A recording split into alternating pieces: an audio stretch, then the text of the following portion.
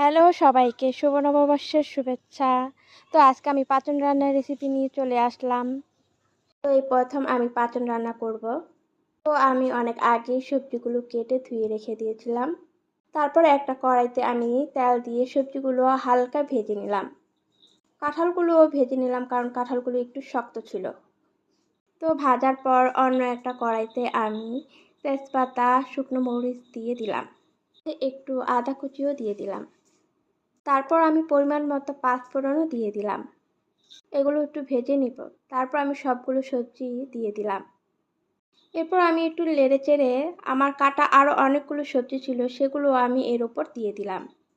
এই সবজিগুলো দেওয়ার পর আমি একে একে হলুদ গুঁড়ো, মরিচ গুঁড়ো, লবণ দিয়ে দিলাম। মশলাগুলো দেওয়ার পর আমি একটু নেড়ে চেড়ে দিলাম। তারপর আমি আদা বাটা সাথে অ্যাড করে দিলাম আর একটু মরিচ বাটাও দিয়ে দিলাম। এরপর আমি বুট সিদ্ধ করে রেখেছিলাম সেগুলোও দিয়ে একটু নাড়াচাড়া করে ঢেকে দিলাম। কিছুক্ষণ পর ঢাকনা খুলে দেখি আমার পাঁচন প্রায় অর্ধেক হয়ে এসেছে। এরপর আমি একটু নেড়ে চেড়ে দিলাম, দেখলাম যে প্রায় হয়ে এসেছে। গোপালকে ভোগ লাগানোর জন্য আমি একটু নিয়ে নিলাম। এই হলো সর্বশেষ আমার পাঁচন রান্না। কেমন হয়েছে আপনারা কমেন্ট করে জানাবেন।